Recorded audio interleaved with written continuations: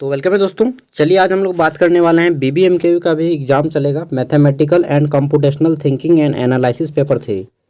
इसमें आप सभी बच्चों को इतना ज़्यादा प्रॉब्लम हो रहा है कि क्या बताएं मेरे भाइयों। दिमाग में टेंशन लेना छोड़ दीजिए।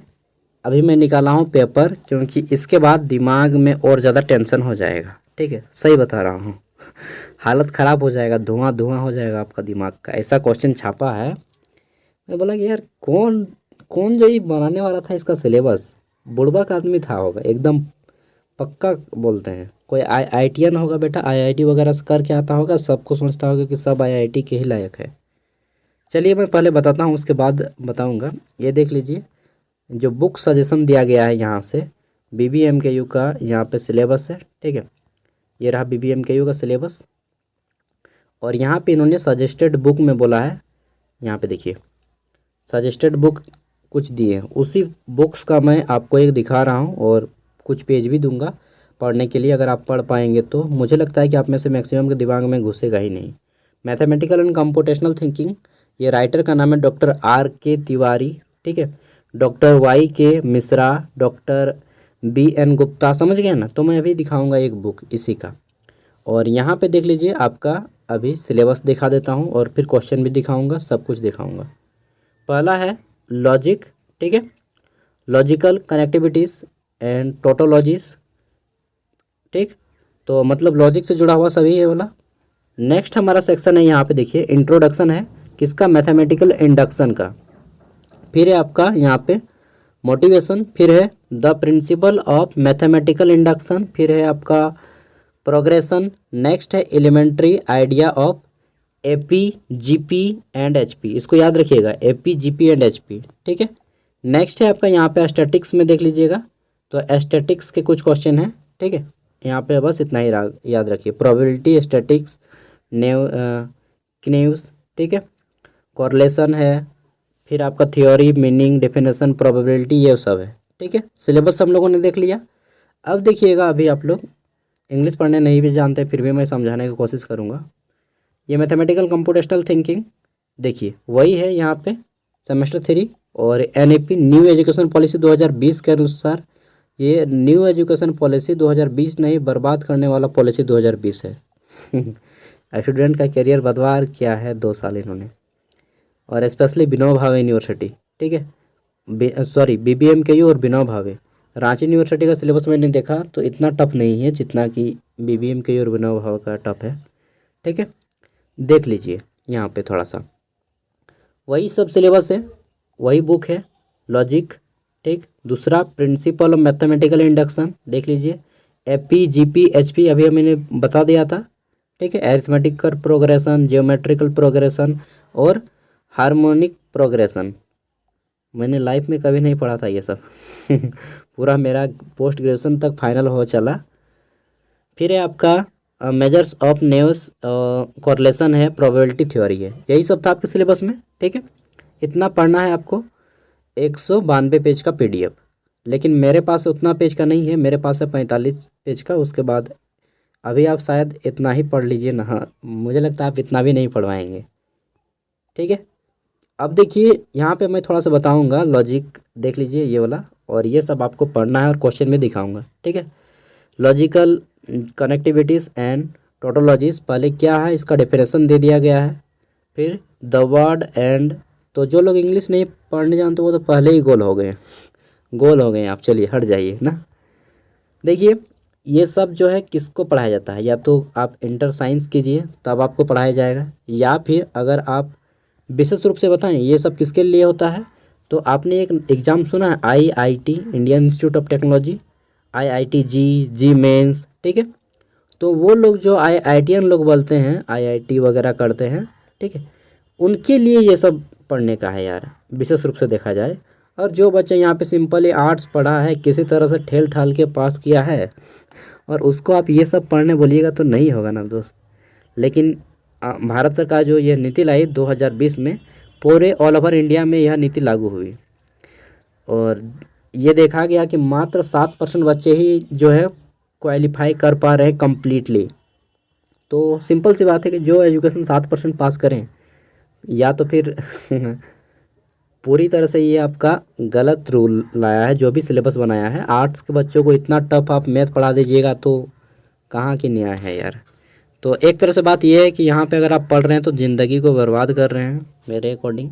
आप इग्नू में लिखा लीजिए, सबसे बेस्ट रहेगा। 3 साल का कोर्स है वहाँ पे इग्नू में, अभी भी ग्रेजुएशन होता है। कोई मैथ पढ़ने की ज़रूरत नहीं है, कोई इंग्लिश पढ़ने की ज़रूरत नहीं है।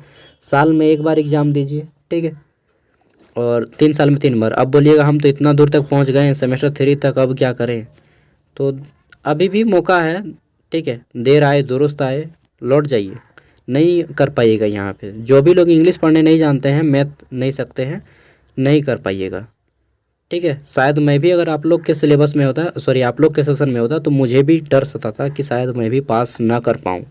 इतना टफ मैंने कभी भी नहीं पढ़ा था यार। मैंने पूरा का पूरा सीजीएल वगैरह का एग्ज़ाम दिया है, लेकिन ऐसा आप साइंस का घुसा दीजिएगा आर्ट्स के कैंडिडेट, कॉमर्स के कैंडिडेट में, तो कैसे होगा। कुल मिला के बात इतना है कि नहीं कर पाइएगा, दैट्स ऑल। छोड़ दीजिए पढ़ाई, ठीक है, इग्नू से लिखा लीजिए। फिर भी अगर आपको देखने का मन करता है तो चलिए मैं आपको दिखाता हूँ। यहाँ पे देखिए सॉल्व एग्जाम्पल हैं आपके कुछ, और इसको पढ़ लेना है। एग्जाम्पल सॉल्यूशन दिया गया है, ठीक, सॉल्यूशन है, फिर आपका इलस्ट्रेशन 3 है, सॉल्यूशन है 4 है, 5 है। आगे देख देता हूँ तो एक्सरसाइज आ जाता है। फिर यहाँ पे आंसर दिया गया है, √2 is the rational number, √2 is a irrational number, ठीक है। परिमेय संख्या है, अपरिमेय संख्या है।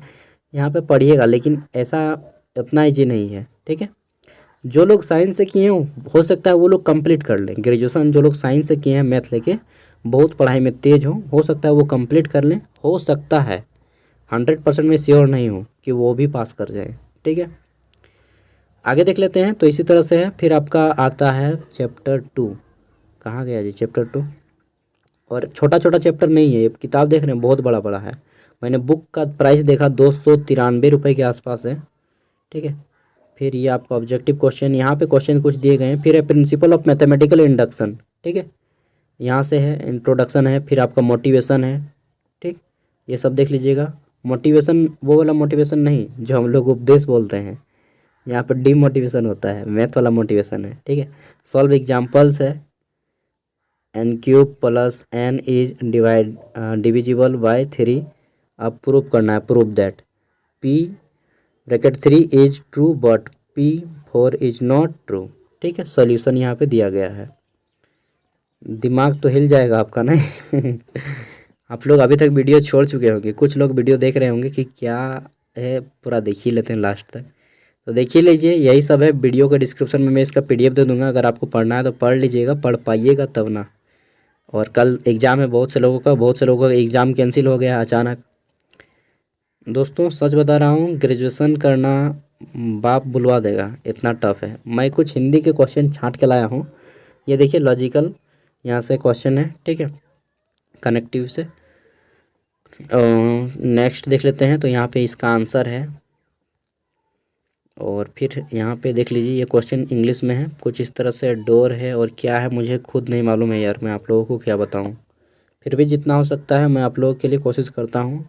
Logical connectivities question 1 detail solution है यहाँ पे, ठीक है। हो सके कोई साइंस का स्टूडेंट हो तो समझ जाएं, क्योंकि मैंने भी अपना पूरा ग्रेजुएशन पोस्ट ग्रेजुएशन सब कुछ आर्ट्स से ही किया है, तो मुझे उतना हाई लेवल का मैथ नहीं आता है, ठीक है। ये भी नहीं कि मुझे मैथ नहीं आता है, कंपटीशन लेवल का अच्छा खासा मैथ आता है मुझे, लेकिन ये ऐसा मैथ नहीं आता है यार। ठीक है, जैसा यहाँ पे दिया गया है।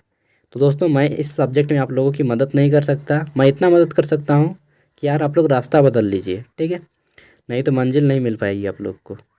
ग्रेजुएशन नहीं कर पाइएगा अगर आप लोग यहाँ से किए हैं तो, बाकी आपकी मर्ज़ी। अभी भी मौका है, अभी एडमिशन हो रहा है इग्नू में। अपने घर वालों से राय ले लीजिए, ठीक है, और इग्नू में लिखा लीजिए। इग्नू क्या है, Indira Gandhi national open university. यह भारत के हर राज्य के हर ज़िले में स्थित है। आप अपने ज़िले में भी एग्ज़ाम दे सकते हैं। साल में एक बार एग्ज़ाम होता है, बस यहाँ पे आपको स्कॉलरशिप नहीं मिलेगा, ठीक है। थैंक यू, बाय, मिलते हैं नेक्स्ट वीडियो में। और इसका पूरा का पूरा PDF मैं वीडियो को डिस्क्रिप्शन में दे रहा हूँ। अगर आपका कोई दोस्त हो, भाई हो, बहन हो, एडवाइस दीजिएगा कि अब ये ग्रेजुएशन नहीं हो पाएगा दोस्त। सरकार की मंशा ये है कि जब आदमी ग्रेजुएट नहीं होगा तब तक बेरोजगार, मतलब रोजगार हमसे मांगेगा नहीं, ठीक है। और एक तरह से क्या बोलें, अगर बेरोजगारी को दूर करने का यही तरीका है एकमात्र, क्या है यार, दूसरा भी तरीका हो सकता है डायरेक्टली। आप लोग अपना अपना सोचिए। मैं मीडिया वगैरह तो नहीं हूँ, नहीं तो फिर प्रेस में जाकर के बोलता, इसका विरोध करता, लेकिन क्या करूँ।